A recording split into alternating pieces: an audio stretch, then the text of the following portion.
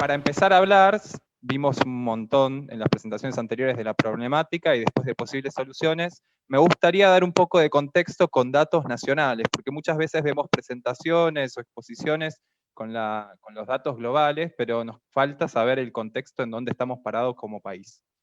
Así que empiezo por ahí, contándoles que la industria del plástico es relevante en Argentina, representa el 1.7% del PBI, que da trabajo a 2.800 pymes y que dentro de la Cámara de Argentina de la Industria del Plástico están reunidas más de 1.400 industrias en todo el downstream, desde la producción del plástico hasta los fabricantes de los artículos que consumimos.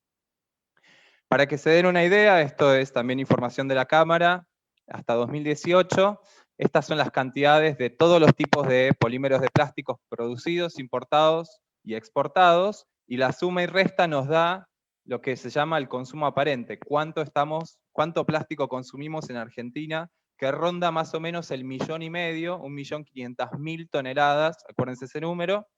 Si hacemos la división por habitante, vemos que durante las últimas 2 décadas el consumo de plástico fue creciendo un montón, y ahora estamos estabilizados en más o menos 41 kilos por persona por año. ¿Y en qué consumimos el plástico los argentinos? Esta es también información nuestra, más actual. Al igual que a nivel mundial, el 45% se va en envases, en packaging. Y después tenemos algunos otros rubros, como la construcción, que se lleva el 13%, los aparatos eléctricos electrónicos, los automóviles y algunas otras utilidades que consumimos todos los días. Eso en cuanto al consumo. Hablemos un poquito de residuos. En Argentina, las estadísticas oficiales hablan de que más o menos producimos 1 kilo y cachito, 1 kilo y 150 gramos de residuos sólidos urbanos por persona por día. Multiplicándolo por personas, tenemos una producción de más o menos 18 millones de toneladas de residuos anuales. Y también de los datos que tenemos de cómo es esa disposición, se sabe que en Argentina más o menos entre el 50 y el 60 y pico % de los residuos terminan en una disposición adecuada, es decir, en un relleno sanitario o valorizados, pero hay casi un 40% que hoy en día termina en lo que conocemos como basurales, muchas veces también en los ecosistemas, en los cuerpos de agua. Un 40% de la basura no se dispone correctamente en Argentina. Y para darles un dato más preciso, el SEAMSE, los rellenos sanitarios del SEAMSE, que son los que reciben la basura de toda la ciudad de Buenos Aires y del Gran Buenos Aires, de esos 18 millones reciben casi, un poquito más de un tercio, 7 millones terminan en el SEAMSE. Y lo que hace el SEAMSE todos los años es evaluar qué tipos, qué corrientes de residuos, qué es lo que viene en esa basura que llega al SEAMSE. Esta es la composición de la basura de los estudios que hacen todos los años. El plástico es el color gris, de abajo para arriba es el segundo, y más o menos está entre un 15 y un 19%. O sea, de toda la basura que llega al SEAMSE tenemos más o menos ese porcentaje que corresponde a plástico que perfectamente podría entrar en el proceso de economía circular. El azul, que es el más grande, corresponde a los desechos de alimentos, que obviamente también es una fracción que lamentablemente sigue siendo enorme. Si vamos allá a la industria del reciclado, en Argentina tenemos un montón de industrias, 45 industrias formalizadas que toman el material plástico y lo convierten en pellets, y esos pellets después se utilizan para fabricar nuevos productos. Algunas de ellas son industrias dedicadas exclusivamente a eso. Hay cooperativas que ya están, como contaron recién, utilizando su propio material para hacer sus productos.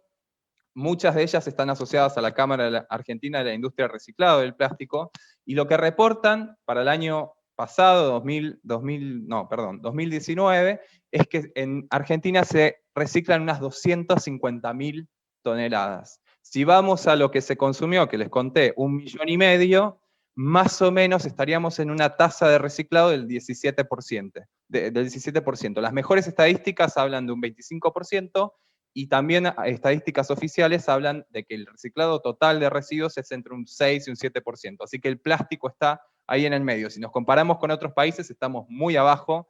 España está casi en el 50%, otros países europeos están mucho más arriba del total de plásticos valorizados. Y con respecto al SEAMSE, más o menos la mitad de lo que ingresa al SEAMSE en cuestión de plásticos es reciclado. El SEAMSE también tiene sus líneas de separación y valorización de residuos, y eso también entra dentro de este número. Pero 750 no tiene nada, en comparación a 250.000 no representa un número significativo. En realidad, el mayor porcentaje de plásticos que entran en este sistema tiene que ver con lo que mencionaban antes de los grandes generadores, que son los que producen mucho volumen de plástico y que ingresa a través de las cooperativas o directamente en el proceso de valorización. Esta es la distribución de la industria del plástico, del reciclado del plástico en Argentina, y acá hay otro problema que se visualiza muy bien, que es la centralización en Buenos Aires, y los costos de transporte de los residuos son altísimos, y eso va totalmente en detrimento de la valorización que podría haber en el norte o en el sur del país, que tiene que ser enviada al centro del país, donde está la mayor parte de la industria del reciclado. Y ha habido preocupaciones con el tema de importación y exportaciones. Les traigo algunos datos para traer un poquito de tranquilidad.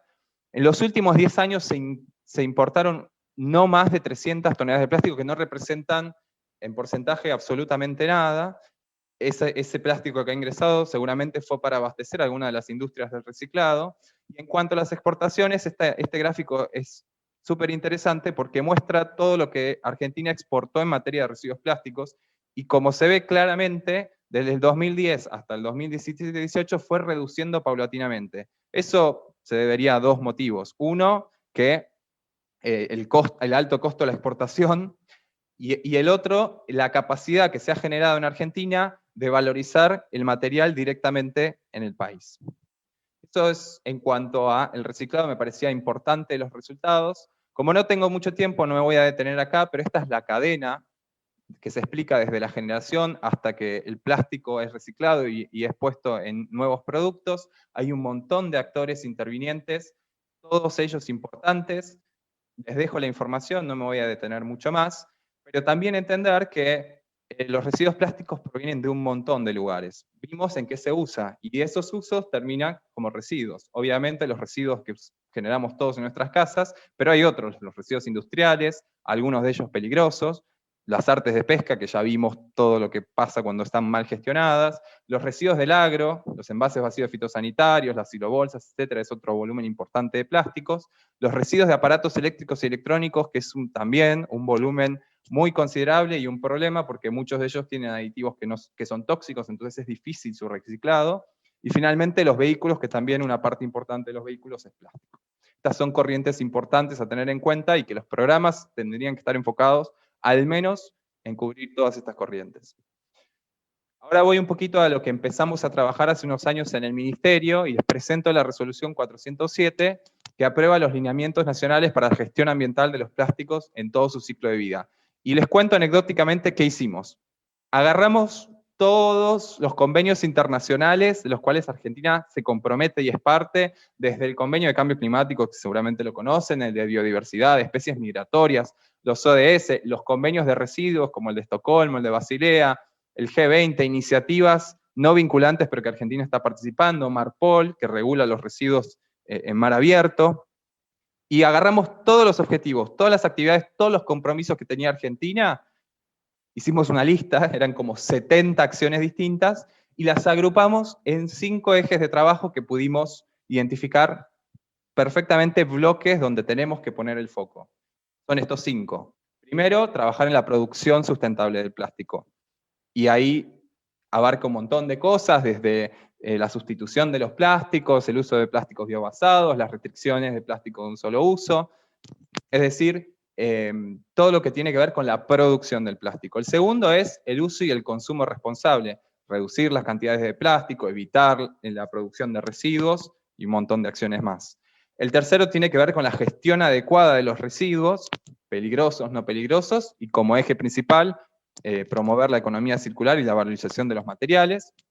El cuarto eje de trabajo tiene que ver con la mitigación del impacto. Una vez que ya ocurrió el impacto, ¿qué podemos hacer? Y va desde la investigación de ese impacto a la reducción, como por ejemplo las campañas que muchos de ustedes seguramente han participado en la recolección o en la iniciativa que veíamos también de las artes de pesca, de juntar el plástico que terminó en el ambiente.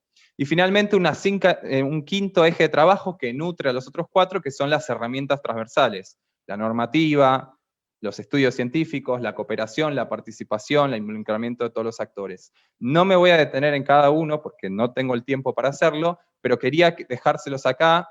Cada uno de estos ejes tiene varias líneas de acción. Seguramente las actividades que están haciendo encajen o nutran alguno de estos 5 ejes de trabajo.